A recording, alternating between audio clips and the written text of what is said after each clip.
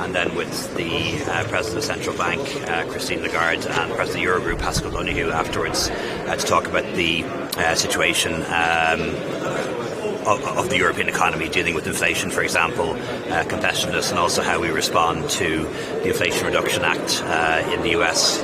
We'll also use the opportunity to fill EU Prime Ministers and Presidents in on the meetings that I had in Washington DC last week, and as you can imagine, meeting with the President, Vice President and congressional leaders, I emphasised the need for the US to continue to support Ukraine for as long as it takes, as the EU will. We have to be together in this fight, and I'm reassured that the US support is strong and bipartisan in the US. And also, in my discussions with American political leaders, I would have emphasised the very strong view that I have that the EU and the US should avoid trying to get into a subsidies war, because that will just result in us cancelling each other out at the expense of both our taxpayers, and it would make more sense for us to work together on climate action and on building up the new industries that we're going to need to make climate action a reality. So that's the agenda for the next 2 days. Taoiseach, Jeffrey Donaldson has said the DUP is not going to go back into Stormont. What's your reaction to that, and what's your understanding of what would happen in the long term if Stormont is not restored? Are we talking about direct rule with a stronger role for the Irish government? No, well, first of all, just want to say that the result of the vote in Westminster last night is very welcome. More than 400 MPs out of 650 voting for the Windsor Framework. So that's very positive and allows us now to go ahead and implement it in good faith. And I'm confident that the UK government and the European Union will implement the Windsor Framework now in good faith. And that's going to be to the benefit of people in Northern Ireland in particular. So that's the good news. Disappointed to hear that the DUP isn't willing to go back into the Executive and Assembly. I think they should.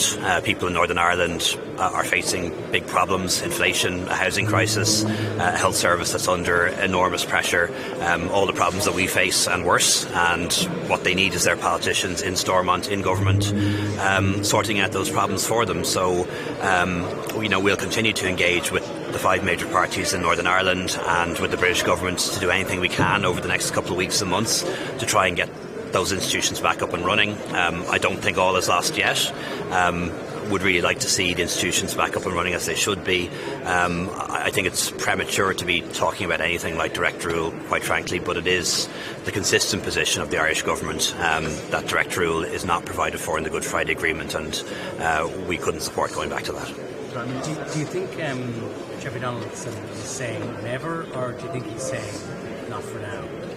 I think nothing would be served in me trying to interpret what the leader of the DUP is saying, and it's important that he should speak for himself, and I shouldn't try to put words in his mouth. Can I ask you then just about the vote last night? Obviously the government benefited from the support of several independents. Were there any deals or arrangements made with any of those independents, and do you expect their support in the votes that are coming next week as well?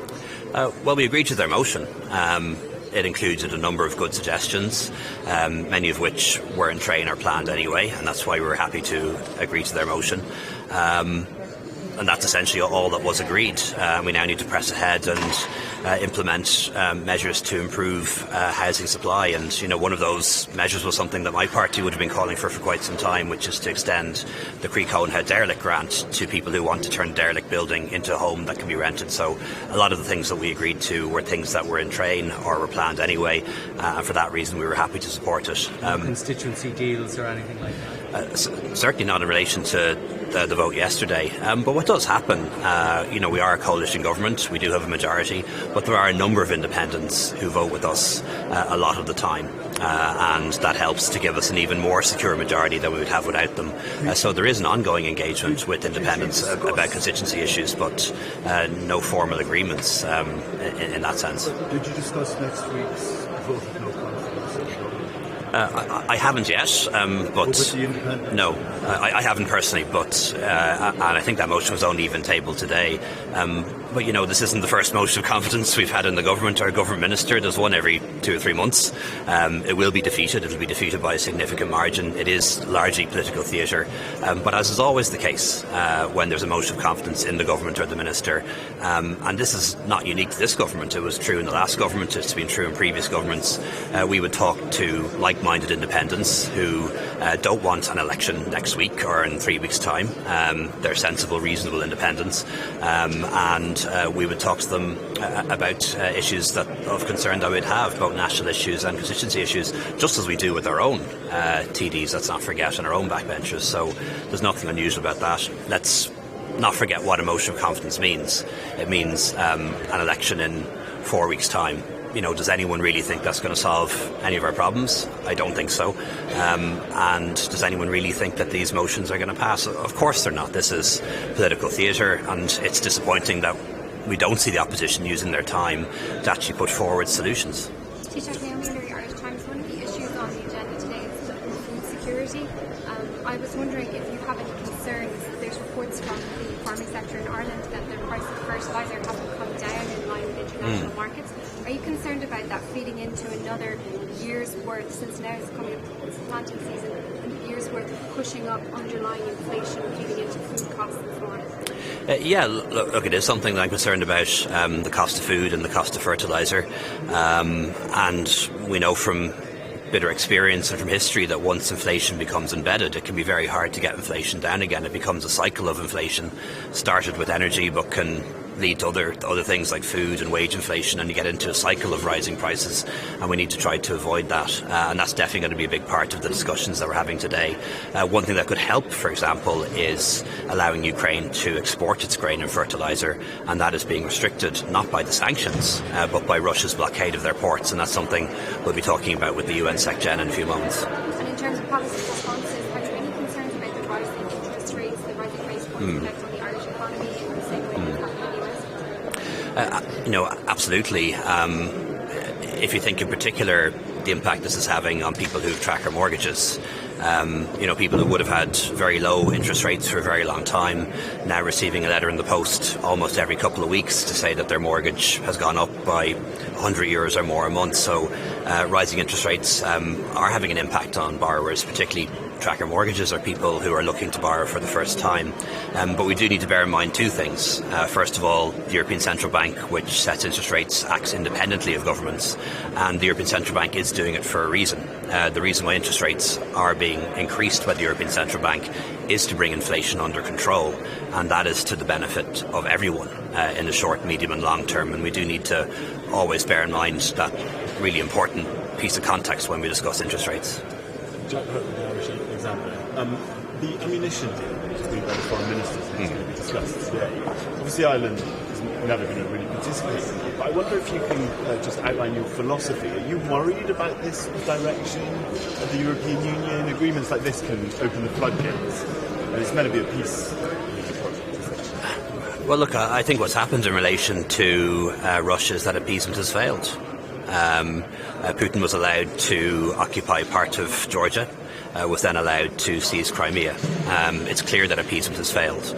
And what we now need to ensure happens is that this attempt to invade Ukraine, to take its territory, to overthrow its government fails. And that means supporting Ukraine in its fight and talking to other European governments. Essentially, part of that means increasing the supply of munitions, not just ensuring that Ukraine has adequate munitions to defend its territory and fight back against Russia, but also to replenish the stocks of European countries too. Because Ireland is militarily neutral, we're in a different position. We're not providing military aid to Ukraine in that sense, but we are contributing to the European Peace Facility to non-lethal equipment, and that includes armour, it includes medical equipment, it includes rations, and that's the way we're helping.